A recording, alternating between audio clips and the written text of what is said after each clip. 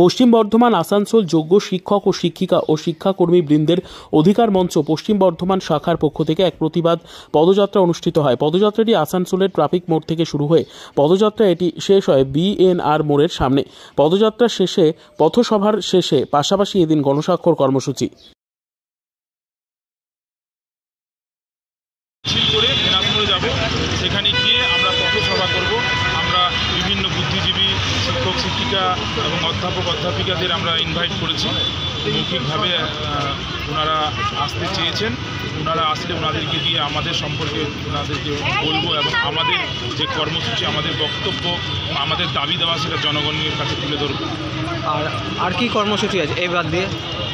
এটা বাদ দিয়ে আর কি কর্মসূচি রয়েছে আজকে? মিছিলের পরে আমাদের পথসভা হবে, পথসভার মাধ্যমে আমাদের কর্মসূচি, তারপরে হচ্ছে গণস্বাক্ষর হবে। কতজন উপস্থিত থাকবেন কি মনে করছেন? আমাদের দেখুন, শিলিগুড়ি, দার্জিলিং, এডুকেশন জেলাতে আমরা মোটামুটি ধরুন 300 জন আছি, শিক্ষক শিক্ষিকা এবং শিক্ষাকর্মীবৃন্দ নিয়ে। তার সাথে ধরুন আমাদের বিভিন্ন স্কুলের শিক্ষক শিক্ষিকাদেরকে আমরা আমন্ত্রণ করেছি, ওনারা আসবেন এবং বিভিন্ন বুদ্ধিজীবী অ্যাক্টিভিস্টরা আসতে পারেন। আপনাদের দাবিগুলো কি কি রয়েছে?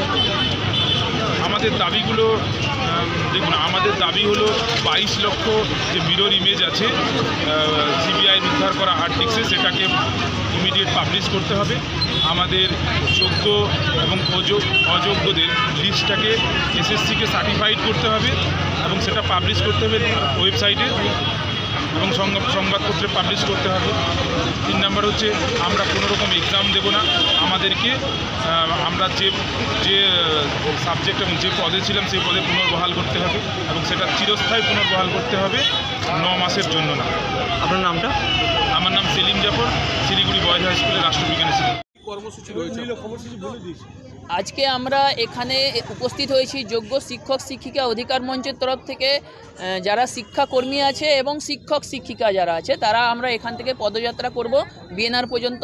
এবং কালকের যে রায় আপনারা দেখেছেন, যে কালকের রায়ে আদালত কিন্তু নিজেই 14 নম্বর এবং 16 নম্বর ধারা উল্লঙ্ঘন করেছেন। তারা শিক্ষাকর্মীদের নিয়ে কিছু বলেননি। কেন?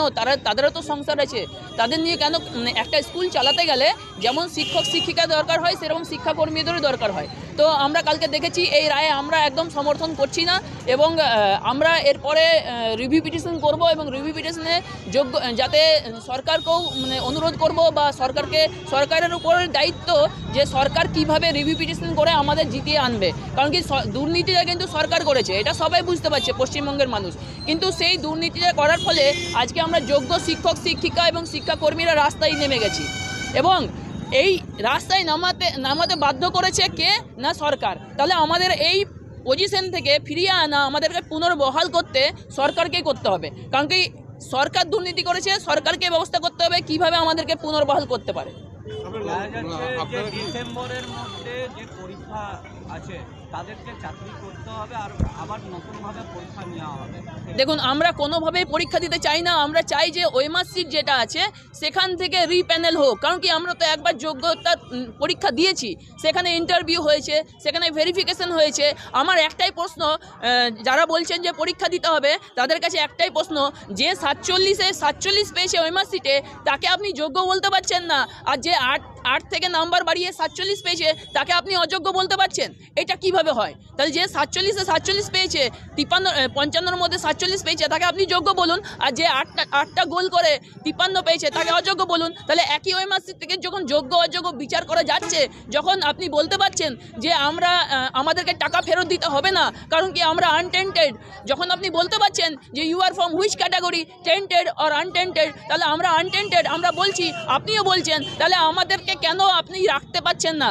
আপনি যে ওএমআর সিট দেখে বিচার করছেন যে এরা যোগ্য এরা অযোগ্য, সেই ওএমআর সিট দেখেই ফিল আপ হোক, সেই ওএমআর সিট দেখেই রিপ্যানেল হোক, তাহলে তো হয়ে যায়, সমস্যা সমাধান হয়ে যায়। এবং যেগুলো যারা টেন্টেড ছিল তাদেরকে বের করে দিয়ে তাদেরকে অবশ্যই আমি মুখ্যমন্ত্রীর কাছে আশা করছি যে তারা অবশ্যই টার্মিনেশন লেটার দিক, তাদেরকে শীঘ্রই টার্মিনেশন লেটার দিয়ে বের করুক এবং যোগ্যদের হয়ে কথা বলুক। এটাই আমরা চাই। হ্যাঁ, স্কুল তো আমরা যাব, স্কুল যেমন যাব, রাস্তা আন্দোলনও চলবে এবং আইনি লড়াইও চলবে।